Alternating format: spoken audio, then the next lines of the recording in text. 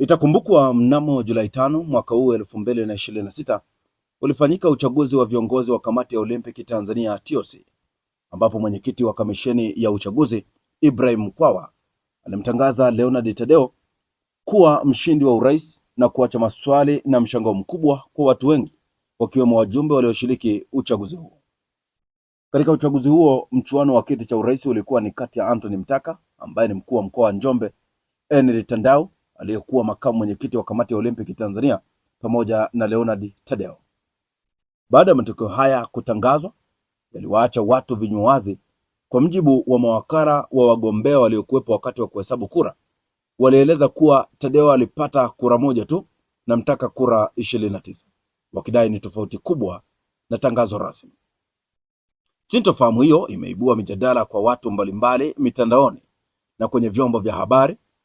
Mmoja wa waliochangia mjadala huo ni afisa mwandamizi mstaafu wa Umoja wa Mataifa, yaani mwenyekiti mstaafu wa UN Habitat, mwanazuoni ambaye pia ni waziri mstaafu na aliyekuwa mbunge wa jimbo la Muleba Kusini, Profesa Anna Tibaijuka.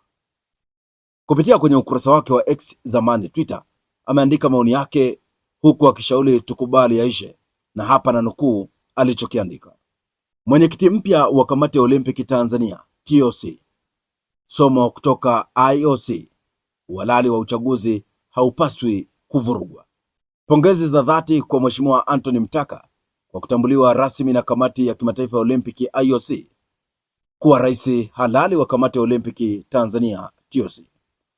Pongezi pia zimwendee makamu wa rais na wajumbe wote wa kamati ya utendaji kwa kusimama imara kutetea uamuzi wa mkutano mkuu.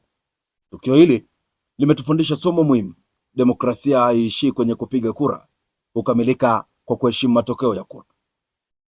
Na kwa wale waliohusika katika mchakato huu, ushauri wangu ni mmoja tu: tuheshimu uamuzi wa IOC bila mabishano.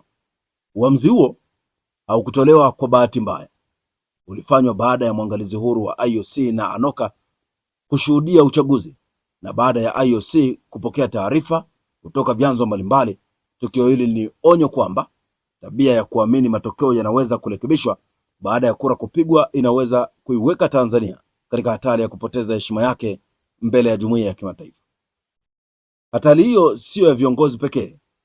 Waathirika wakubwa wangekuwa vijana wetu wanaojitahidi usiku na mchana kuipeperusha bendera ya Tanzania katika michezo ya Olimpiki ya Los Angeles 2028 na mashindano mengine ya kimataifa. IOC si taasisi inayoyumba katika masuala ya utawala bora. Katika historia yake imewahi kusimamisha kamati za Olimpiki za mataifa mbalimbali pale ambapo uhuru wa kamati hizo ulipoingiliwa au taratibu za uchaguzi kuvurugwa. India ilisimamishwa baada ya sheria za serikali kukinzana na hati ya Olimpiki.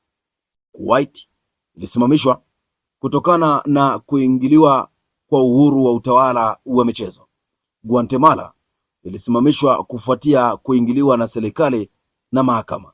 Hivi karibuni Iraki ilisimamishwa baada ya serikali kuivunja kamati ya halali ya Olimpiki na kuunda nyingine chini ya waziri wa michezo.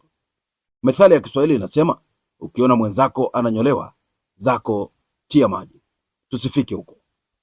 Kusimamishwa kwa kamati ya Olimpiki ya taifa si adhabu kwa viongozi pekee, ni pigo kwa taifa zima.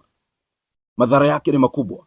Wanamichezo wanaweza kushindwa kushiriki Olimpiki chini ya bendera ya Tanzania au wakaruhusiwa kushiriki kama wanamichezo wasio na taifa, neutral athletes.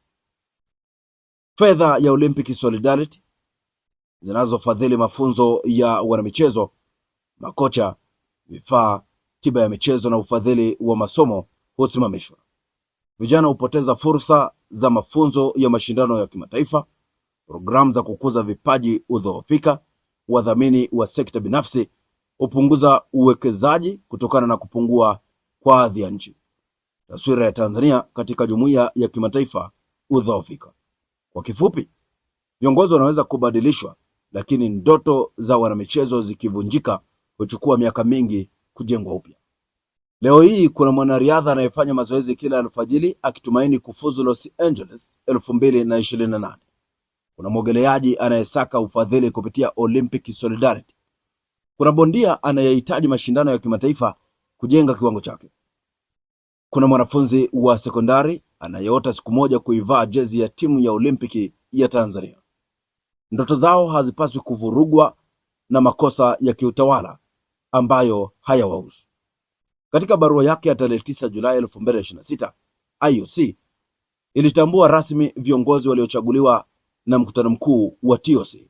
Wakati huo huo, ilieleza wasiwasi wake kuhusu kile ilichokiita jaribio la dakika za mwisho la kubadilisha matokeo ya uchaguzi wa rais kwa kutangaza mgombea ambaye hakuchaguliwa. IOC ilieleza kuwa kitendo hicho kilikiuka hati ya Olympic, katiba ya TOC na misingi ya maadili ya harakati za Olympic, na ikaagiza uchunguzi pamoja na hatua stahiki dhidi ya waliohusika zichukuliwe. Tukio hili si mgogoro wa kawaida wa uchaguzi wa chama cha michezo. Ni ukumbusho kwamba taasisi yoyote hupata uhalali wake kutokana na uadilifu wa taratibu zake. Matokeo ya uchaguzi yanapobadilishwa baada ya kura kupigwa, aliyeathirika si mgombea aliyeshinda pekee. Aliyeathirika zaidi ni imani ya wananchi kwa taasisi zao. Kwa zaidi ya miaka 100, harakati za Olimpiki zimejenga heshima yake kwa kusimamia uhuru wa kamati za Olimpiki za taifa, uwazi na utawala bora. Kwa IOC, hayo si mapendekezo bali ni masharti ya msingi ya wanachama. Katika tukio hili, mfumo wa ulinzi wa taasisi ulifanya kazi. Kulikuwepo mwangalizi huru wa IOC na ANOCA. Taarifa zilifikishwa IOC kupitia njia mbalimbali. Hatimaye uamuzi wa mkutano mkuu ukatambuliwa rasmi. Hapa ndipo tunapata somo lingine muhimu. Baadhi yetu huweza kudhani kwamba mwangalizi wa kimataifa ni mgeni wa kawaida, lakini mwangalizi aliyeteuliwa alikuwa ni Dr. Donald Rukare, mwanasheria mashuhuri wa michezo, rais wa kamati ya Olimpiki Uganda na rais wa Commonwealth Sport, akiwa Mwafrika wa kwanza kushika wadhifa huo. Alikuwa ameteuliwa kulinda uadilifu wa uchaguzi. Tukio hili linapaswa kutuamsha. Katika miaka ya karibuni kumekuwa na tabia katika baadhi ya taasisi kuamini kwamba matokeo yasiyoridhisha yanaweza kurekebishwa baada ya uchaguzi. Hii tabia ni hatari. Wananchi wanapoanza kuamini kwamba kura zao si ndizo zinazoamua mshindi, ushiriki wao hupungua, imani kwa taasisi hupungua na demokrasia huanza kudhoofika. Hakuna taifa linaloweza kujenga heshima ya kudumu kwa misingi hiyo. Katika dunia ya leo, uaminifu wa taasisi ni mtaji muhimu. Wawekezaji, wafadhili na mashirika ya kimataifa huangalia pia namna nchi inavyoheshimu sheria na taratibu zake. Mataifa yanayoheshimu uchaguzi hujenga heshima. Yale yanayovumilia udanganyifu hujijengea mazingira ya kutokuaminiwa. Barua ya IOC inatukumbusha kwamba sifa ya taasisi hujengwa kwa miaka mingi, lakini inaweza kuharibiwa kwa tukio moja la ukiukaji wa maadili. Jambo la kumshukuru Mungu na kupongeza ni kwamba IOC haikupendekeza kuadhibu TOC wala wanamichezo.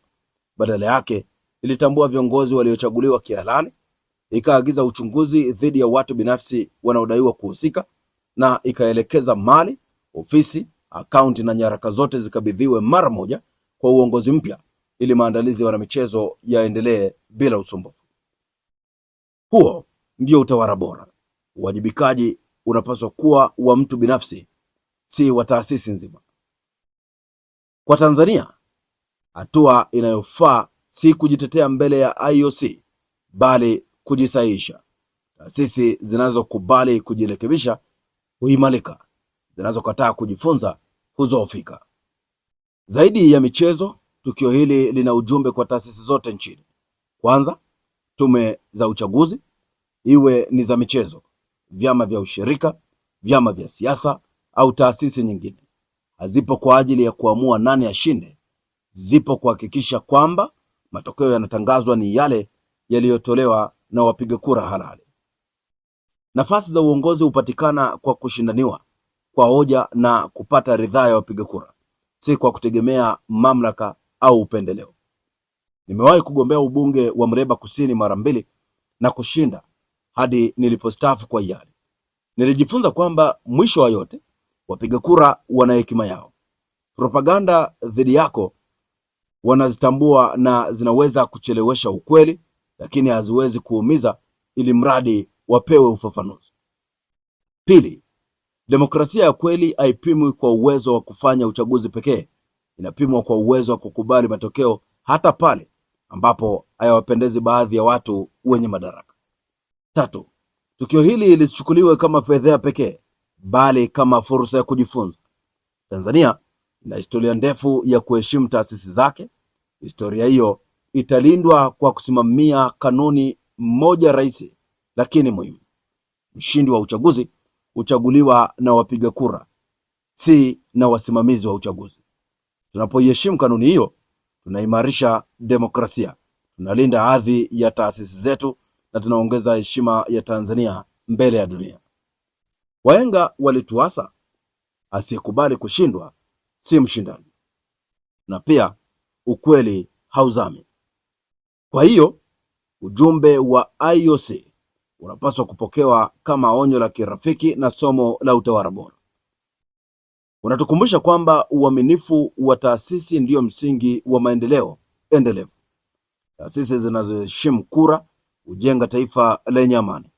Taasisi zinazobadilisha kura hujenga taifa lenye migogoro. Historia ya dunia imethibitisha hilo mara nyingi. Nimalizie kwa kusema kwamba demokrasia haiharibiwi na wanaopiga kura, huharibiwa pale waliopewa dhamana ya kusimamia uchaguzi wanapoamua kubadili sauti ya wapiga kura. Hilo halipasi kuvumiliwa katika michezo wala katika taasisi nyingine yoyote ya Jamhuri ya Muungano wa Tanzania. Na kama uchunguzi utabaini kuwa kulikuwa na ukiukwaji wa maadili ya taaluma, basi taasisi husika za kitaaluma ikiwemo Tanganyika Law Society TLS zinaweza kutafakari na kuona kama kuna haja ya kupitia mwenendo wa wanachama wake waliokuwa na majukumu katika usimamizi wa chaguzi zilizovurugika kama wa TOC. Hatua kama hizo hazitakuwa za kulipiza kisasi, bali za kulinda hadhi ya taaluma na kuimarisha imani ya wananchi katika utawala wa sheria.